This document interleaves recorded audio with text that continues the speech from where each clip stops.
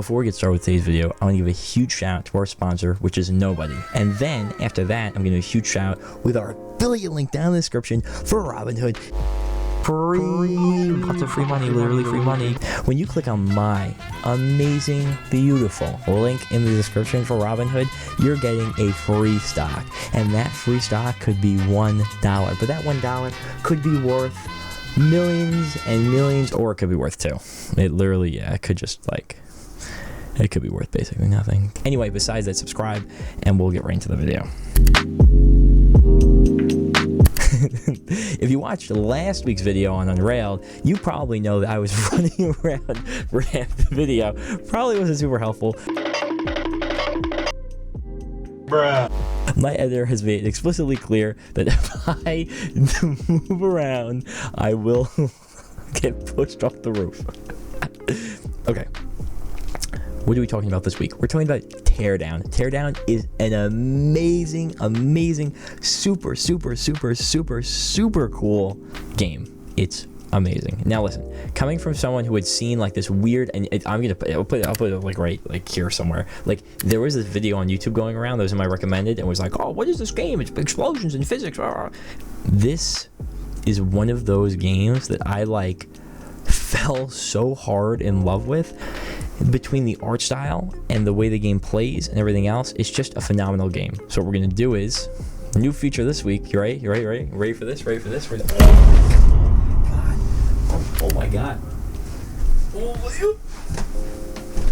that's right. We got title cards.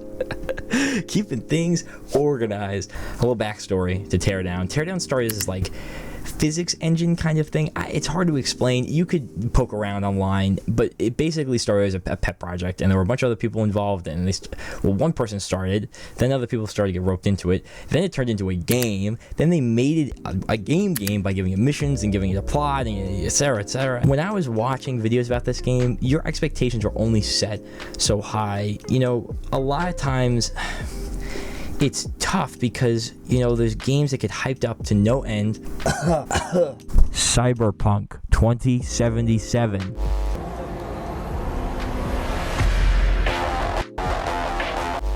There are games that get hyped up to literally no end, and it's frustrating because you wait. There's pressure on the developers, pressure on the people, pressure on the investors, pressure on the company, pressure on everyone, and then they release a game and it sucks. Aren't you Patrick Star? Yep. And this is your ID? Yep. That makes sense to me. Then take it. It's not my wallet. Oh! You dimbo! Take what you want! Or maybe it is good and it just needs time, or maybe it's just bad and it just was rushed, or whatever the circumstances. When we were in 2020, right, like games became really important to a lot of us, and for me especially, like this game was something I was really excited about, and to see it and to play it, it just lived up to everything it was supposed to be, and it was so cool. I mean, oh my god, let's talk about the gameplay. Gameplay. Everything in every level is basically everything is destructible.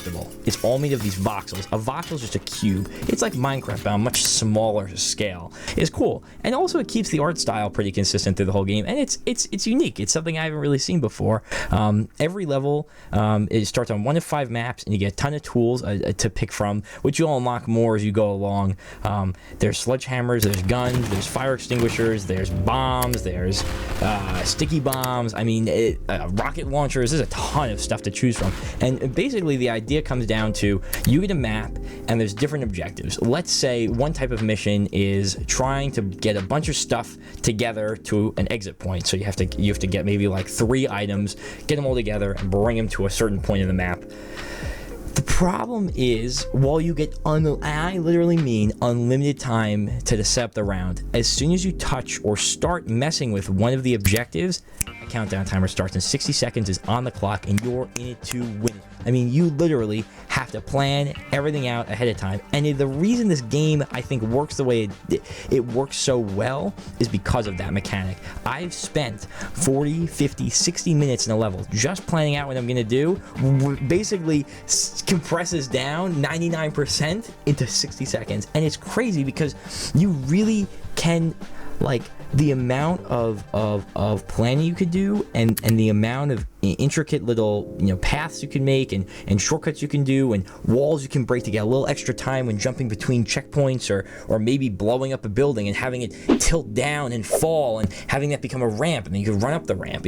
Like all these small things, it's really completely up to you. And that's one of the awesome things. A lot of these sandbox games now aren't really sandboxes, like these survival open world games are not really sandboxes. You're very limited in what you can do, and a lot of times, even though it's an open world, it's still pretty linear. And so Teardown is one of those few games that you get every once in a while that's actually a true creative sandbox.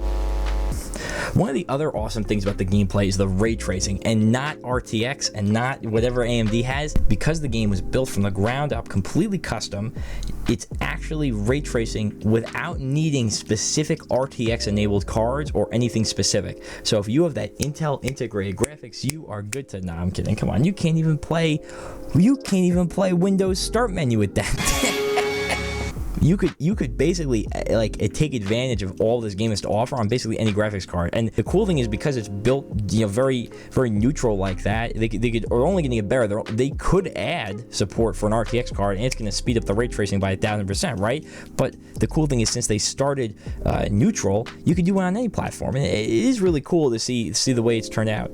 One of the other interesting things about this game is you could save at any point, so there's not really any repercussions for experimenting. Like going back to that sandbox point, you can literally blow up a whole building and be like, I don't want this, and then save, load the game that you saved 3 seconds ago, and then go back to that, and it takes like 5 seconds. It's honestly, tech-wise and gameplay-wise, they're incredibly intermingled in a way where everything just works and everything's very fluent, and it's a really nice experience across the board.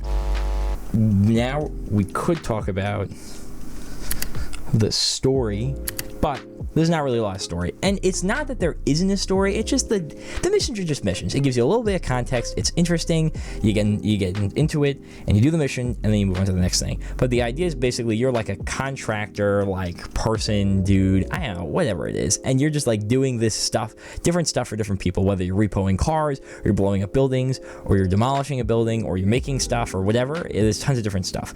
Overall, it's really just to set the expectations for what you're going for into a mission, and then the story, continues forward. Oh my god, and here it comes. Bam! I'm a big fan of music. I love my music. And when the game has good music and good sound effects, I am in love. I mean, the sound effects, especially for a lot of the guns and the tools in this game, phenomenal. Hands down, they did a really, really good job with that. And the music overall, that 60 seconds music, when you're playing through it, it's just